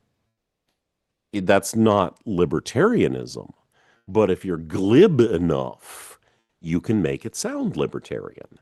So there's an awful lot of people who want to get away with an awful lot of shit. And they like to make libertarian sounding arguments to attack the basic structures that any society, even a libertarian society, requires. You know, if you look at the last candidate for the so-called Libertarian Party, you know, what was his priority? What was his liberty that he was all about? Well, butt sex. You know, let's tell it like it is. This was the butt sex candidate. And it wasn't about, you know, it wasn't about liberty in any sense that the founders would have understood it. It was, I want to do what I want right now, and I have my pet issue that I want to be free on, and I don't care about anything else.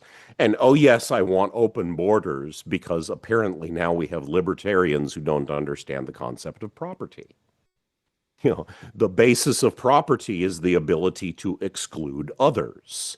The basis of property is investment. If you invest in something, you have to control it, or it's not yours and you won't invest in it in the first place. Well, our ancestors invested in America. And now we have crypto-Marxists making fake libertarian arguments that, oh, you know, the government shouldn't prevent people from crossing a border.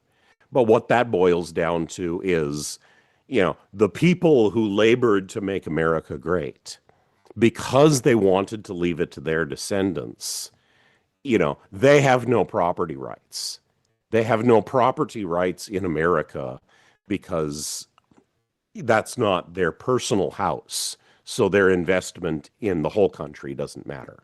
We just have to let anybody in. Is it the case, though, Devin, that we do have, and I agree with you, crypto-Marxists who very glibly use the language of libertarianism to advocate for what may be crypto-Marxist things, or perhaps the degeneracy that you speak about? But isn't it also the case when you talk about the rise of these right-wing authoritarians here that want to give up on society and say, no, everybody needs to be ruled? Isn't it the case, too, that many of them glibly use the language of libertarianism to advocate for a race? You talk about gay race communists. What about the racial identitarian rightists? Well, I don't think it's the racial identitarianism that is anti-libertarian. You know, a lot of people are looking for racial solidarity because they've been targeted on the basis of race. So it's like, we hate you because you're white. We're going to make you second-class citizens because you're white. And they start saying, well, let's band together on the basis of being white to resist this. That's different from the the anti-libertarian argument of we need to micromanage the entire country because how we have all these people who don't act right. To me, it seems like we have all these people who don't act right. Well, there's your problem. There's your problem right there. That's the problem you need to deal with. The way I like to put it is you can run your society in one of two ways.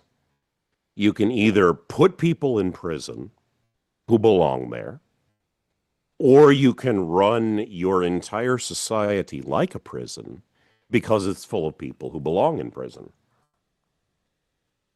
It makes sense. When I know which somebody one I prefer. can't handle living in a free society, then the solution is not to have an unfree society and spoil things for everyone. The solution is to kick them out.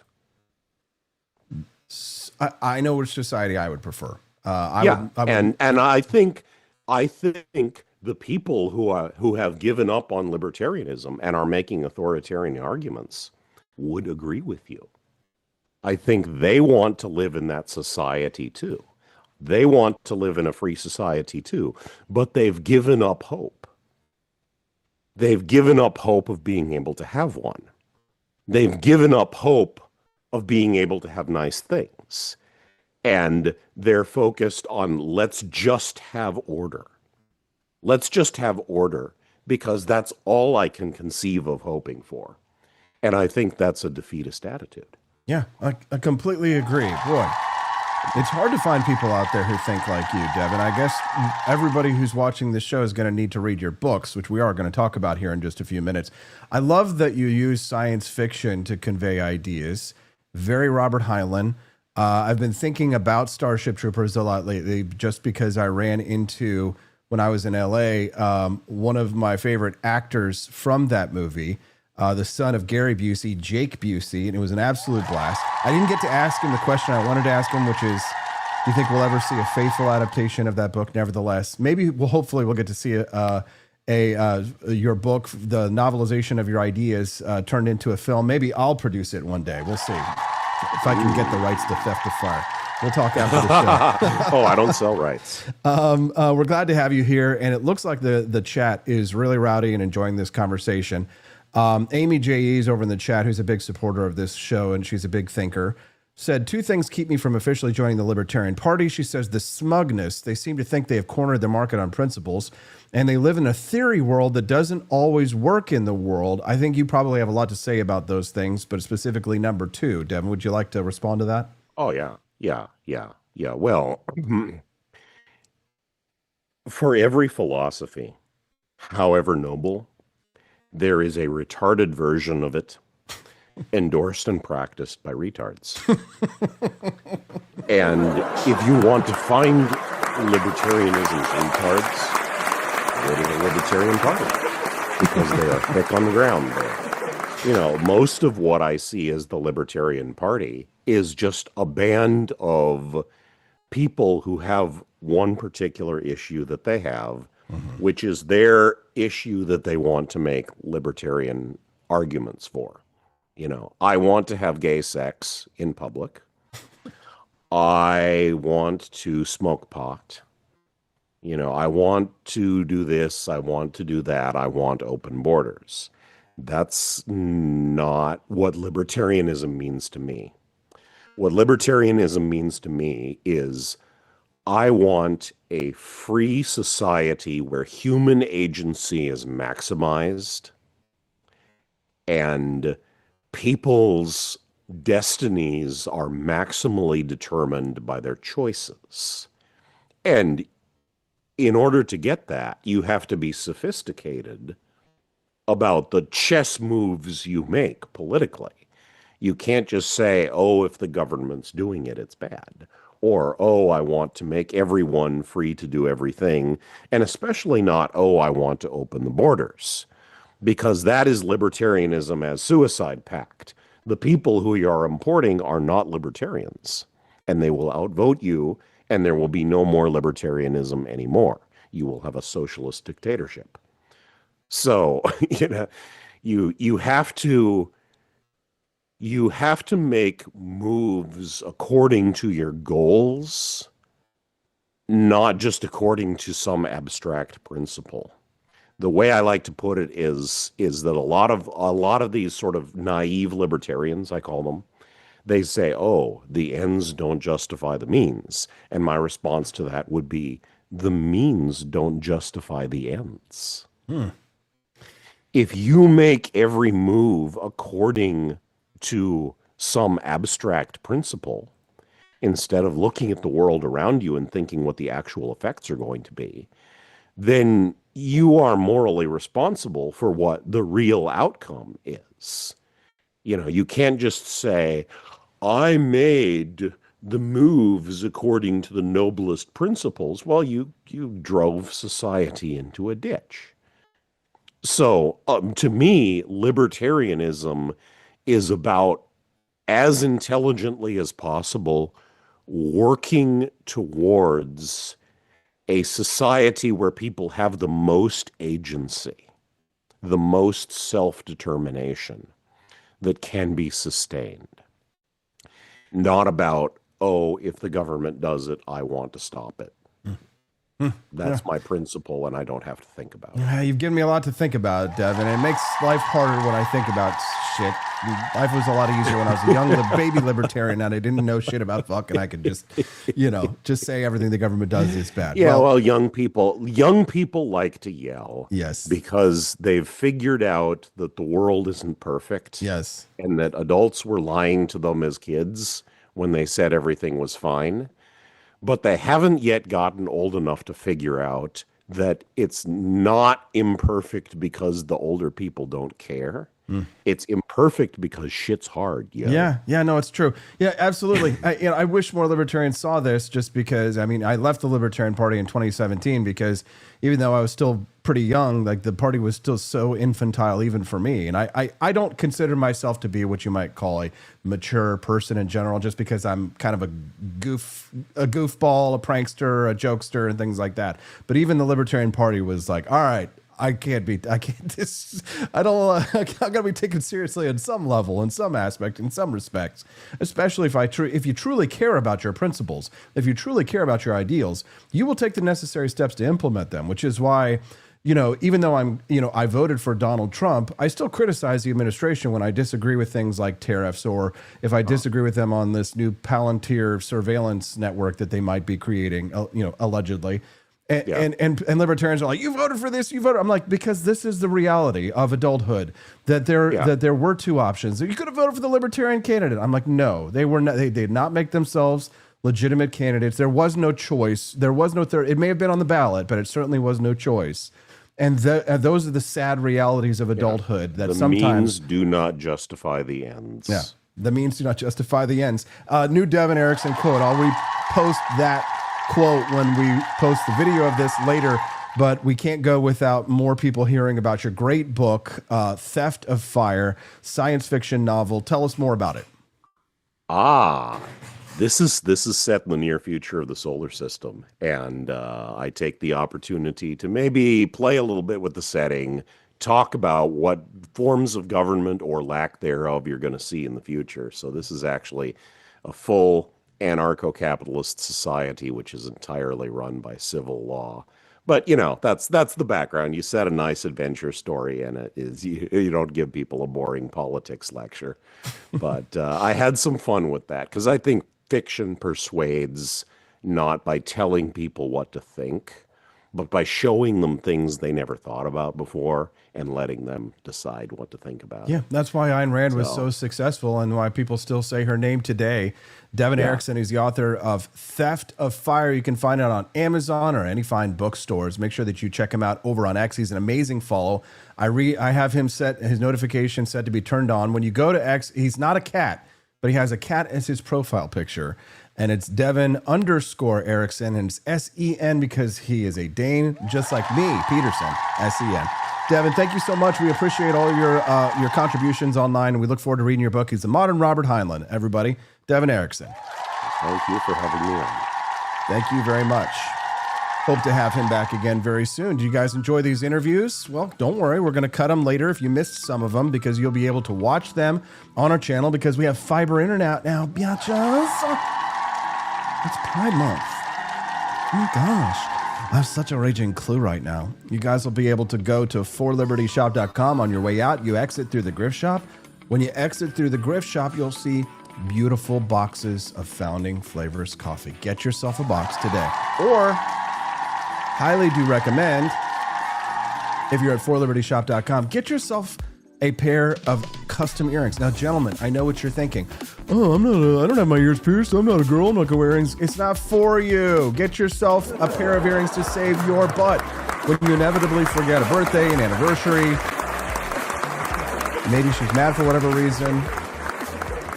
Grab a pair of Bomb Pop Popsicle earrings. And guess what, guys? Yes, they are made in the United States. Yes, made in the USA. We've been posting these ads lately. People are like, made in China. No. Our Bomb Pop earrings and our earring collection, proudly made here in the United States. It's the shoes that are made in China.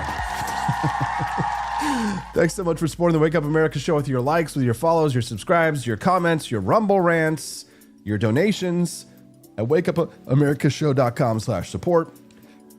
The financial and otherwise support, guys, means a lot. We'll see you right back again here tomorrow on the Wake Up America show on the 4 Liberty Network.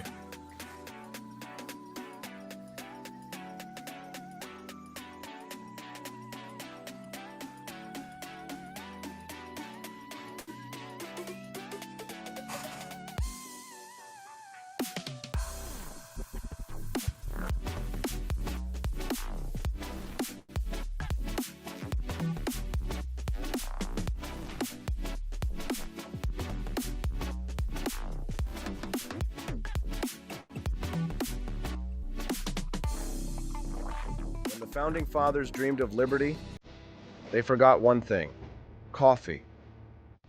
Introducing Founding Flavors Coffee, the brew that built America, and the brew that's fueling a new revolution, one kitchen at a time. Small batch roasted, Patriot approved, and disappearing faster than a redcoat at Yorktown. Don't get left behind, soldier. Real patriots are starting their mornings with Founding Flavors. And trust us, freedom tastes better with a fresh cup in your hand. Stop drinking those tyrant brews who take your money and don't support your values. Stocks are limited, demand is booming, and your morning deserves a taste of liberty. Order now at forlibertyshop.com before the next shipment gets signed, sealed, and sold out. Founding Flavors Coffee, the official brew of morning rebellions everywhere. Get yours at forlibertyshop.com.